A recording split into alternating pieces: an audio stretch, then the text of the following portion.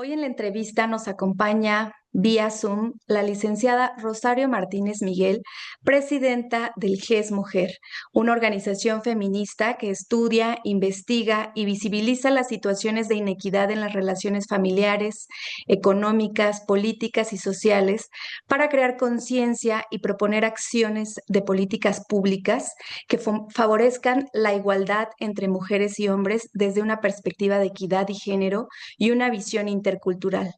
La razón de esta entrevista es precisamente visibilizar la gravedad de lo que está sucediendo en Oaxaca, ya que este domingo 15 de junio, aproximadamente a las 11:44 de la tarde, la Fiscalía del Estado recibió el reporte que dentro del Palacio Municipal de San Mateo Piñas, en la región de la costa de Oaxaca, habían realizado detonaciones de arma de fuego, donde se reportaron 2 personas muertas y una lesionada. Una de estas personas que lamentablemente fallecieron fue la presidenta municipal de San Mateo Piñas, Lilia Gema García Soto, y la otra víctima era el representante de la comunidad de Agua Caliente. Los presuntos responsables fueron 5 sujetos a bordo de 2 motocicletas, quienes ingresaron al Palacio Municipal y ejecutaron a las víctimas. Dichos sujetos vestían de color negro e iban cubiertos del rostro con pasamontañas, utilizando armas de fuego de grueso calibre, cuerno de chivo o AR-15. En el lugar se encontraron un total de 60 casquillos. Muchas gracias, licenciada Rosario Martínez Miguel, por estar aquí con nosotros en Radio Universidad de Oaxaca para hablar de este tema tan lamentable.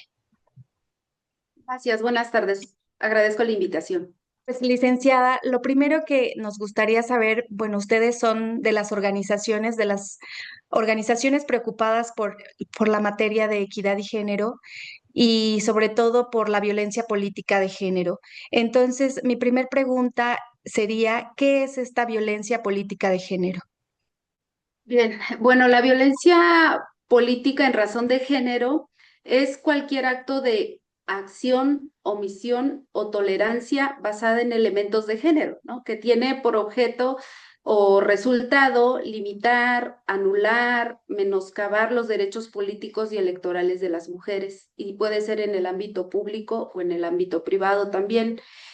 Y es importante señalar que esta violencia puede manifestarse de distintas maneras. Puede ser simbólica, verbal, digital, psicológica, patrimonial, física. Lo que la distingue es que se dirige hacia una mujer, ¿no? Por una mujer por ser mujer o por su participación política que está desafiando estereotipos y roles tradicionales de género. Es Mujer es una de las organizaciones que se pronunció condenando la muerte de la presidenta municipal de San Mateo Piñas. Desde su perspectiva, ¿cuál es la situación en la que se encuentra nuestro estado en este tipo de violencia en contra de las mujeres?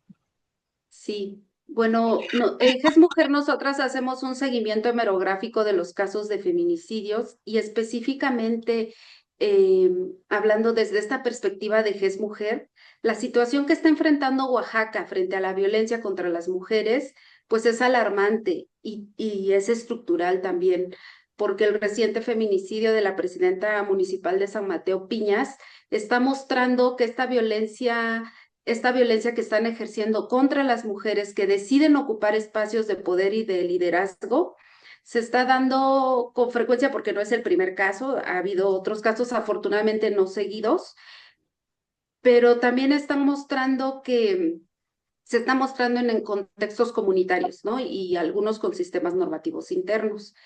Y es preocupante en el sentido de que en nuestro seguimiento hemerográfico que llevamos en lo que va de este sexenio de diciembre del 2022 a junio, tenemos registrados 243 casos de mujeres asesinadas aquí en Oaxaca.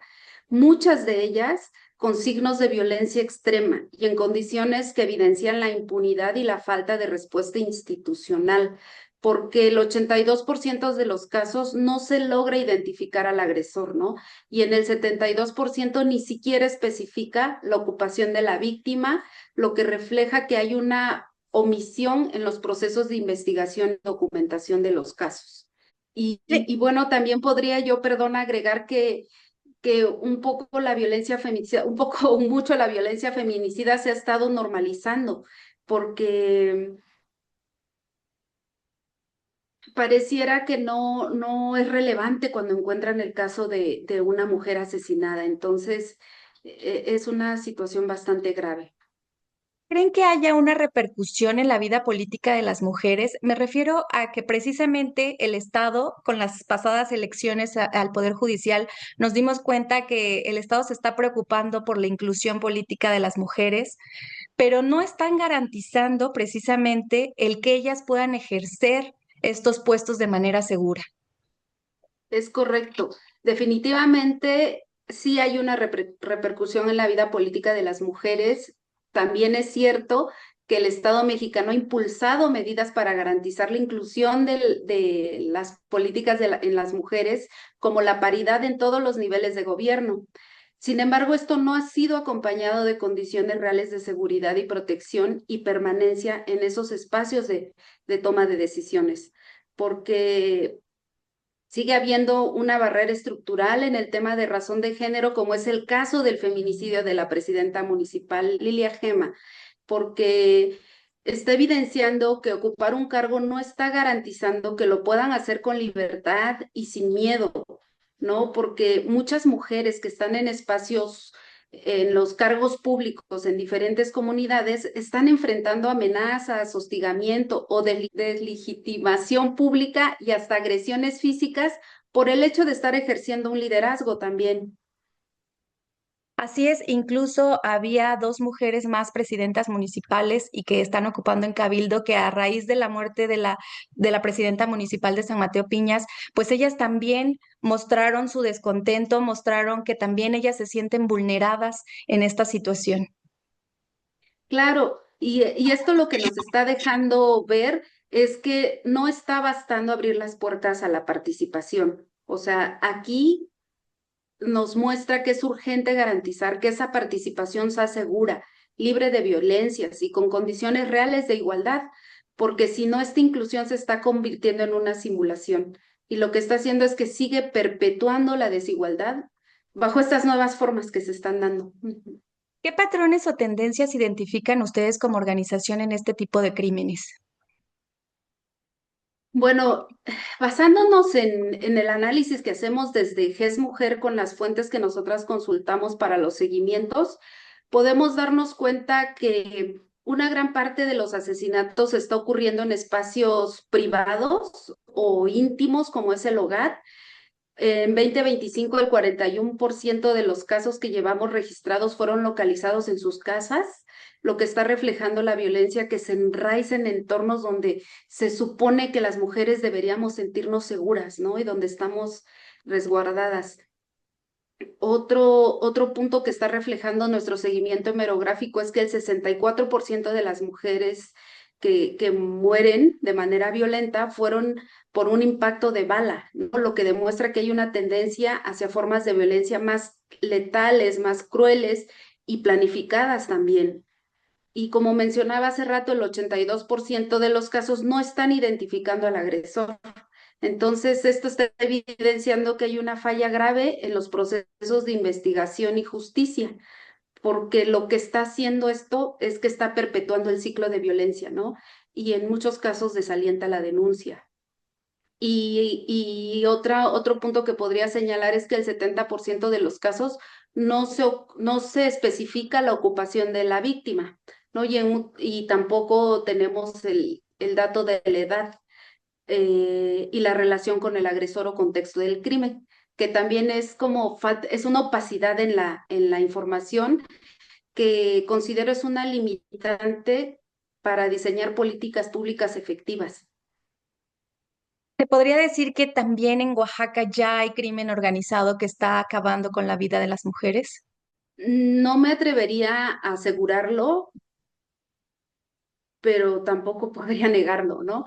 Porque podría ser que algunas mujeres, y eso es un supuesto, sean víctimas del crimen organizado, pero pudiendo ser que sea la pareja quien tiene una relación con este tema. ¿Quién debe garantizar la seguridad de las mujeres que sufren violencia política? Bueno, pues creo que eso es bastante claro porque la seguridad de la población en general y específicamente en este caso que nos ocupa el tema de las mujeres debe ser garantizada por el Estado mexicano y en conjunto o en coordinación a través de una articulación efectiva, diría yo, entre las instituciones de los tres niveles de gobierno para, para poder garantizar esa seguridad. Y sí es importante decir que la seguridad no puede recaer en una sola institución, sino tiene que haber un entramado, una red, que es una responsabilidad que deben coordinarse, ¿no? Y sobre todo con un enfoque de género, con un enfoque interseccional y pues con urgencia también, porque la omisión también es violencia. Claro, el hijo de la presidenta municipal de San Mateo Piñas también decía en sus declaraciones tras la muerte de su madre que ella ya se sentía vulnerada, que ella ya se sentía en peligro porque finalmente es una mujer, por lo que sabemos, por lo que hemos investigado, es una mujer que quería acabar con la corrupción, es una mujer que denunciaba, es una mujer que, pues una mujer empoderada, como se les dice, una mujer que realmente estaba haciendo algo por su comunidad.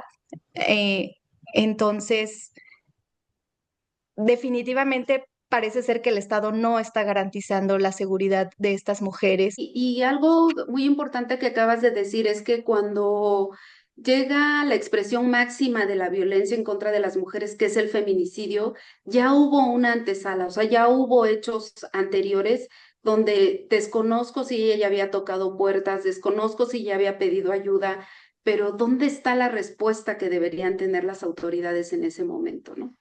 Sí, de hecho ya había carpetas de investigación precisamente por todos los abusos, el desvío de recursos, la falsificación de sus firmas. Ya había carpetas de investigación para pues diferentes personas y pues parece que no se hizo nada al respecto. Bueno, la siguiente pregunta también sería, ¿deberían hacerse cambios legislativos o políticos para abordar esta problemática? Mira, yo lo que te podría decir es que tenemos avances normativos, o sea, hay una legislación y lo que sí se está mostrando es que no ha sido suficiente o no está funcionando. Mm, Creo que no se está implementando como lo marca, ¿no? Esta legislación. Pero sería necesario hacer cambios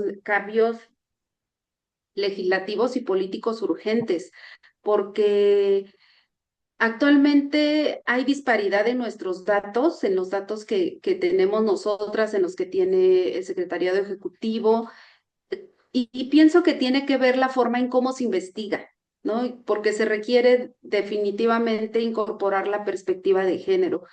Pienso que hay una resistencia también en el tema y es algo que se tendría que revisar porque no se está llevando a cabo. Y aunado a eso, es necesario también darnos cuenta que las políticas de género deben contar con recursos económicos claros, suficientes, auditables y sostenidos, porque no basta con buenas intenciones.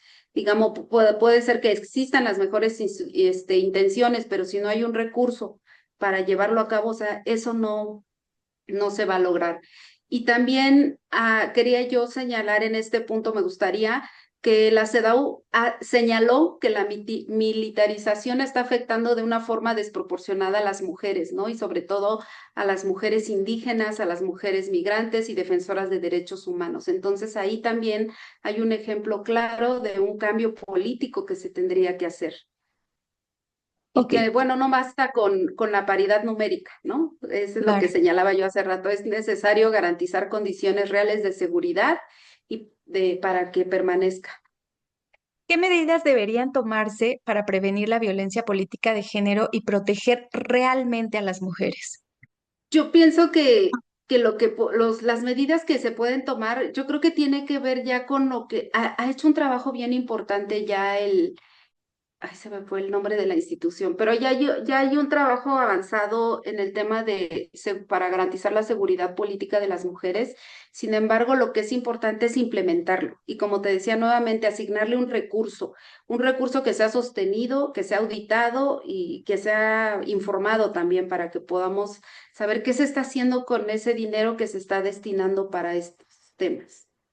Y desafortunadamente, como usted ya lo había mencionado, pues la mayoría de estos crímenes quedan en impunidad. Es decir, se habla en su momento de él, la fiscalía, todos voltean a ver lo que ha sucedido, pero desafortunadamente no hay un seguimiento, no hay la detención de los autores intelectuales. Quizá a veces nada más agarran a un chivo expiatorio, a alguien meten a la cárcel y no hay más. ¿Ustedes como organización darán seguimiento a este caso y de qué forma? Sé que no les compete, pero pues las organizaciones son la única alternativa que los ciudadanos tenemos. Mira, como bien mencionas, pues en GES Mujer no somos una instancia de procuración de justicia, pero como organización feminista y de derechos humanos, para nosotras es clave visibilizar, documentar y exigir justicia en los casos de violencia feminicida y lo vamos a seguir haciendo, ¿no? Como es el caso de la presidenta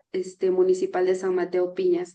Entonces vamos a continuar haciendo nuestro monitoreo hemerográfico diario, pronunciamientos públicos y exigencias a las autoridades también y continuar con la incidencia política que al señalar la falta de resultados y demandar pues las acciones